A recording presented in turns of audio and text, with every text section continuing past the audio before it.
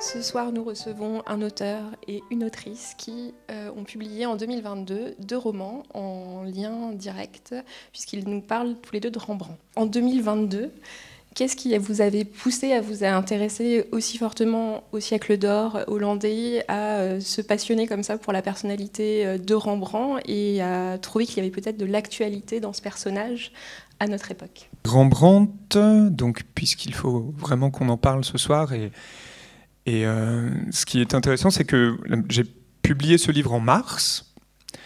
La question demande pourquoi en 2022 Rembrandt. Alors évidemment, il a été écrit, pensé, médité, mis sur le feu, mijoté. On a tous passé cet été 2022 d'une manière différente, je suppose. Je crois que moi, j'ai été très marqué par les méga-feux. Bon, voilà. Vous attendiez peut-être pas à ce qu'on parle d'incendie quand on est censé parler de Rembrandt, mais ça m'a beaucoup... parce que je suis originaire de la forêt de Brocéliande, Pimpon. Donc forêt de mon enfance qui a brûlé en partie. Je crois qu'on est toujours ému d'une manière particulière quand c'est les lieux d'une enfance qui brûlent par rapport à des feux très lointains qui pourtant sont bien plus ravageants et ravageurs. Et moi, bizarrement, pour me sauver d'une très très grande détresse, vraiment, voir des lieux d'enfance brûlés, c'est pas drôle. Et ben, ça a été de re-regarder Rembrandt qui m'a fait ne pas sombrer dans le gouffre. C'est-à-dire recroire en la possibilité d'une vie, recroire dans la possibilité de l'art et recroire dans la puissance que certains humains ont eue. Parce que son époque à lui, le XVIIe siècle, qu'on appelle souvent le siècle d'or pour la Hollande, c'était pas gai tous les jours. Amsterdam, c'est une ville qui a brûlé. Littéralement, le moulin de son père à Rembrandt a brûlé. Rembrandt, c'est quelqu'un qui a connu la peste. Notre Covid, il est minuscule à côté de la peste. Rembrandt, c'est quelqu'un qui a traversé tout ça, en plus des tragédies intimes de sa famille et de lui-même. Et voilà, je fais une réponse très longue pour dire Rembrandt, encore Rembrandt, toujours Rembrandt. Moi, c'est littéralement ce qui fait que j'arrive à ne pas sombrer. Voilà. Pour moi, c'est quelqu'un qui m'accompagne depuis très longtemps. Je l'ai rencontré à l'âge de 9 ans à peu près, à travers un dessin d'un éléphant. Rembrandt, il faut savoir, c'est quelqu'un qui n'a pas voyagé. Il a refusé tous les voyages, toutes les propositions qu'on lui avait faites d'aller en Italie, etc. Le plus long voyage qu'il avait fait, c'est de Leyde à Amsterdam, 50 km, 2 fois. Et puis, voyage de noces avec sa première femme en Frise, donc c'est à peu près 120 km. Donc, vous voyez, c'est pas beaucoup.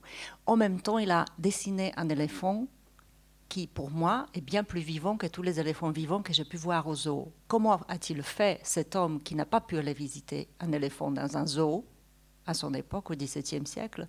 Je ne sais pas. Sa magie, elle est là. Pour moi, c'est quelqu'un qui me fait voyager, qui me fait effectivement transporter. Mais évidemment, à l'âge de 9 ans, je ne le verbalise pas. C'est une rencontre viscérale, mais qui reste et qui ressurgit de temps en temps. Et elle s'était concrétisée avec l'âge et avec le temps, et précisée davantage encore quand évidemment j'ai appris au fur et à mesure que le partenaire qui existe, qui est là dans mon roman, face à lui et à ses côtés, Comenius, qui est un autre personnage qui m'est très cher, était son voisin pendant 14 ans.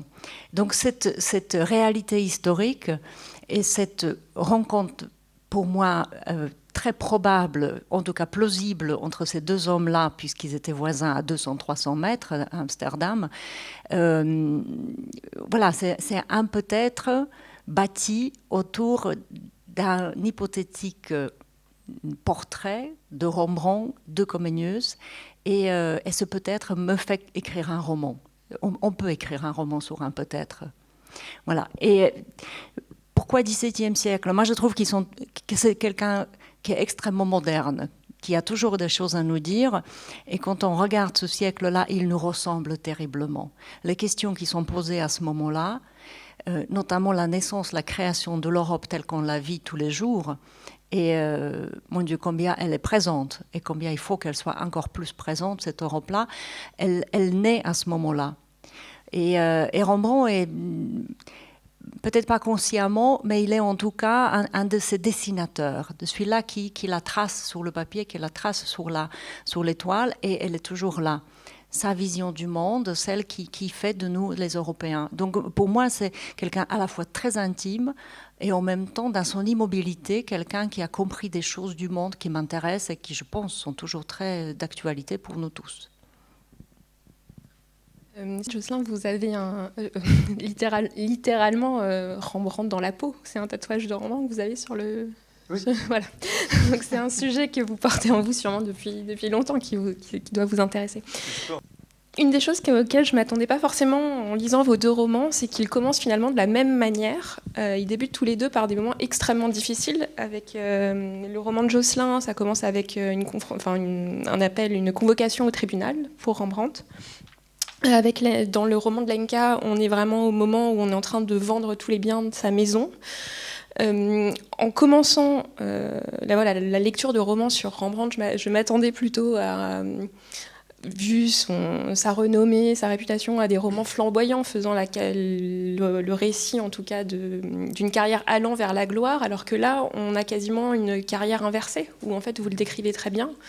Il est connu très jeune, il amasse une fortune assez importante et progressivement il va être mis au banc en quelque sorte de la société d'Amsterdam et on va aller vers une situation vraiment de plus en plus compliquée par lui.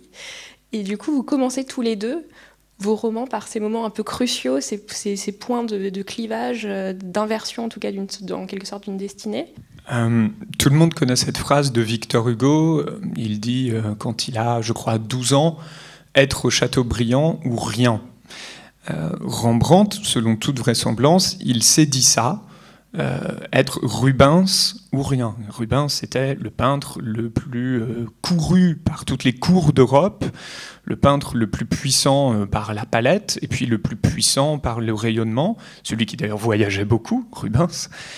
Et non seulement Rembrandt échouera, parce qu'il ne sera pas Rubens, il sera mieux que Rubens, il sera Rembrandt. Mais du coup, avec effectivement toute cette part d'échec. Il a une carrière qui est relativement vite ascendante, en effet. Il part de Leyde, une petite ville, il arrive à Amsterdam, il a ses années d'apprentissage, de formation. Il est repéré, comme on dirait aujourd'hui, et puis très vite, effectivement, il reçoit des commandes qui sont assez importantes. Il fait un mariage avec une femme qu'il a certainement très, très profondément aimée, et puis qui va vivre des accouchements d'enfants qui ne survivront pas. Et cette fameuse femme, Saskia, dont on a des portraits éblouissants, mourra, laissant Rembrandt plus ou moins seul, tout est dans le plus ou moins, avec un fils qui s'appelle Titus. Et Rembrandt, effectivement, il va descendre, en fait. Et c'est ce que vous dites, c'est lié effectivement à son tempérament, je crois, beaucoup. C'est quelqu'un qui n'en fait qu'à sa tête.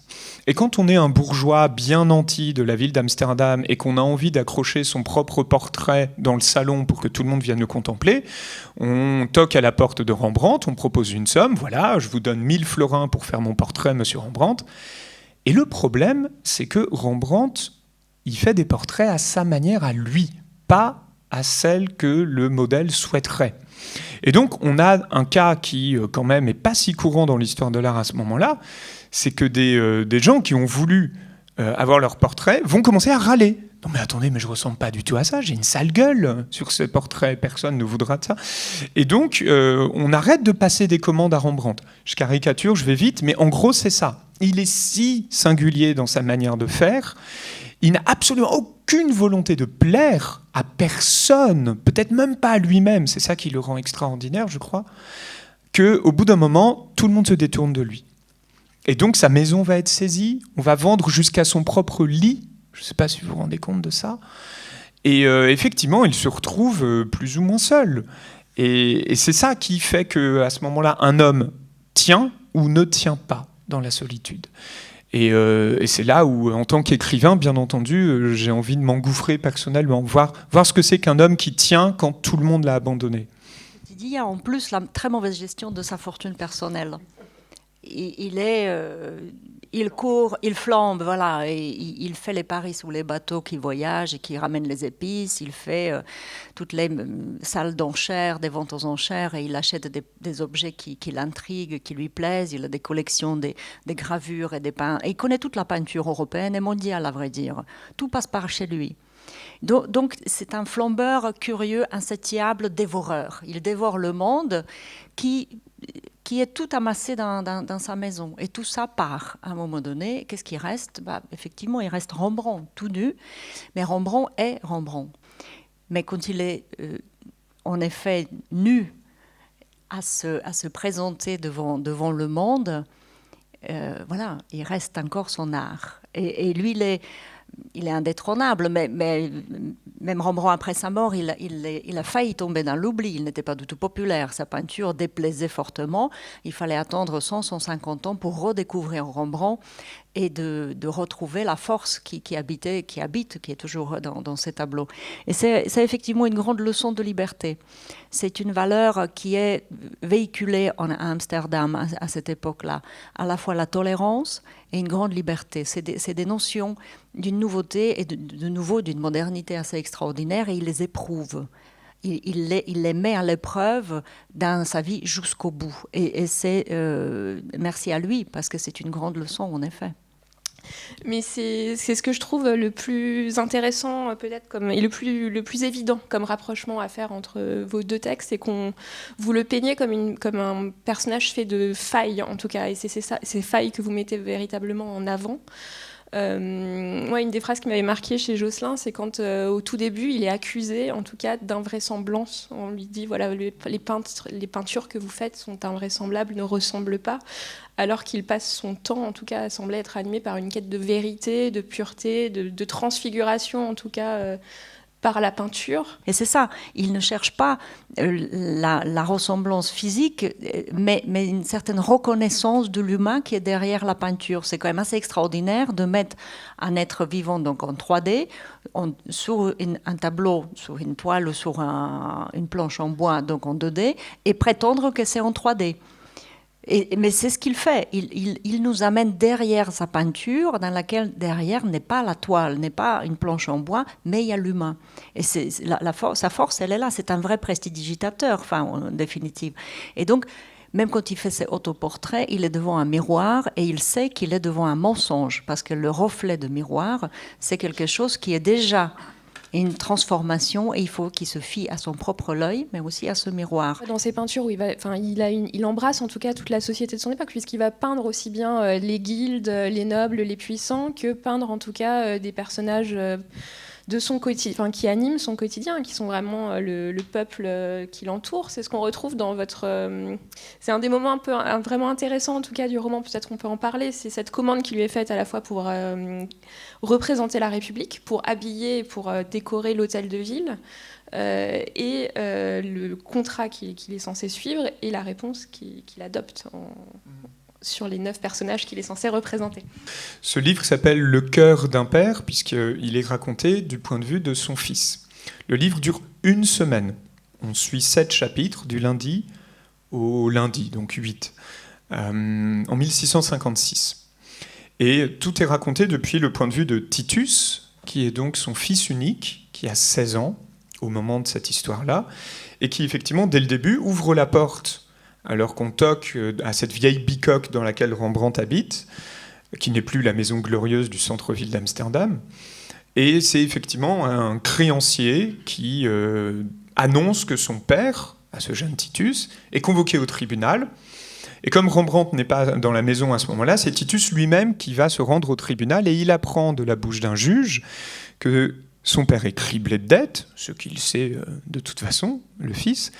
Mais il apprend que si, sous 7 jours, Rembrandt ne règle pas ses dettes, alors on le destituera de sa parentalité, et Titus sera envoyé à l'orphelinat.